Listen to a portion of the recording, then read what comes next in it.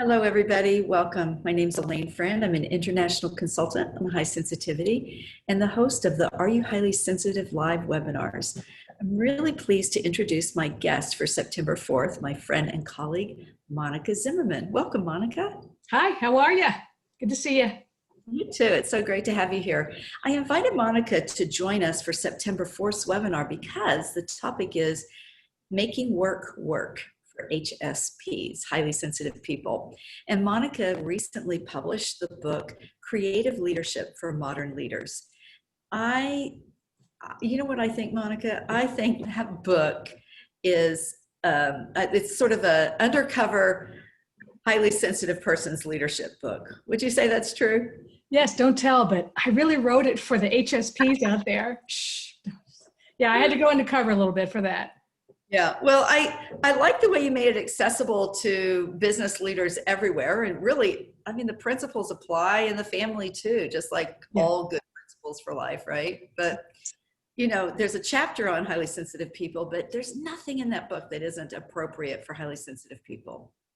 Yes, it sort of covers, it blankets, and then it gets small. It gets big and small. So it sort of addresses many of the things that we do as leaders and as worker bees in the workplace. So let's just dig in for a minute to talk about, you know, what are some of the big issues or the main issues, or I don't know, most common? What are we dealing with as highly sensitive people in the workplace? Let's talk first about sort of a more traditional workplace. I know you have a lot of experience with that kind of a business where there's managers and workers, and you know, what's that like for a highly sensitive person?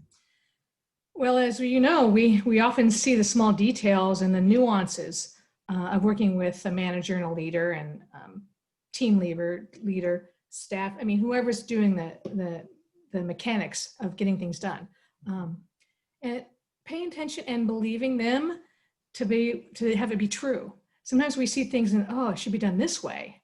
And how do we voice our opinion in a way that's heard? Well, two things really: to be seen and heard across the board, more so for highly sensitive people, especially if those are introverted. More so. I was going to say, when you say to be seen and heard, I'm thinking right away, a lot of HSPs aren't even sure they want to be seen and heard. At the same time, how do they take care of themselves and advocate for themselves at work? Well, I could phrase that as acknowledged, and more so maybe than seen and heard. But people want to be, they do want to be seen on some level. That's my experience of, you know, like, good job. Not everyone has to know, but if I take you to the side in a store, in an office building and say, you know, you did a great job on that, so A, B, and C, that means a lot. It means to me, as an extroverted, highly sensitive person, just to get that out, because I know it probably doesn't show, but it's, you know, it's just important to acknowledge your great workers, and sometimes they get lost in the pack. So yeah, to be seen or to be acknowledged for their good work. And just one acknowledgement is all you need to have them blossom. Oftentimes they don't need a lot of encouragement because they want to do a good job. And again, it's a blanket statement. Each person is different at work, but that's what I've noticed and experienced the last 25 plus years. So we're talking about how managers and bosses can do a better job supporting sensitive employees. As a sensitive person at work, what do we need to do? You know, myself, yourself, we're working for ourselves now, right? And I remember that when I was a therapist in community mental health, I was the worker bee, and I had once my door was closed and I was with a client, all good.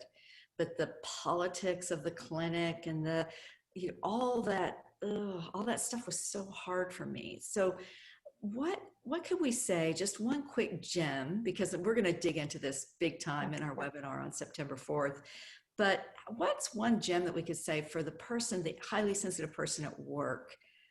What do we need to do to take care of ourselves and be acknowledged at work?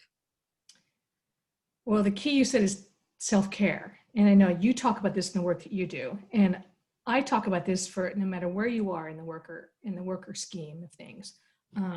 Leaders, managers, worker bees, it doesn't matter, but self-care is really the number one thing. And what does that look like as a leader? What does it look like as a staff person who's actually leading a soft lead? we get in it later, but taking space so you're not overwhelmed or underwhelmed. You perform best, as we know, of optimal arousal. And I know Dr. Aaron talks about this, and you preach this, which is great in what the work that you're doing. So staying in your body, self-care, hydration, and when you're starting to get overwhelmed, take a break. I used to take so many breaks in the bathroom just to get away from people. I was hoping you would say that. Go to the stall, shut the door, and just breathe. I tell parents that all the time. Go lock yourself in the bathroom. Something, or go out. We'll take a walk around the block or something.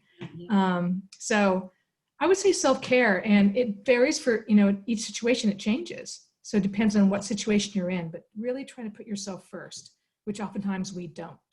Right. And, I think that the workplace will respect the highly sensitive person who does that because, one of the things that's true is that we see all the subtle things that are needed. So we can be such valuable employees, but anyone can recognize, any manager can recognize that we're not going to be our best selves if we're overwhelmed or exhausted. So I love those tips. I know the highly sensitive people out there who are working in big workplaces will enjoy them as well.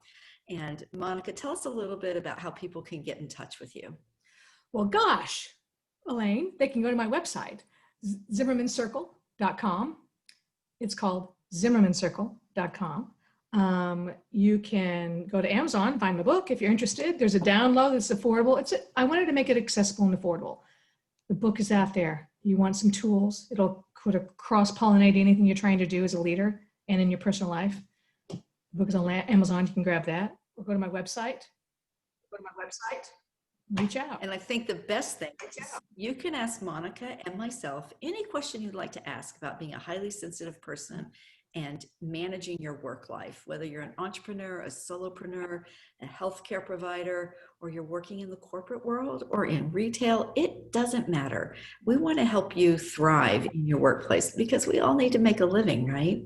So come and join us on September 4th, 11 a.m. Pacific. If you can't make it live, you can submit your questions ahead of time, and then you will receive a replay, and we will have addressed your question. So we hope to see you there. The way you find the webinar is areyouhighlysensitive.com, and just join our membership. We look forward to seeing you there on September 4th. Thanks so much, Monica. Thank you.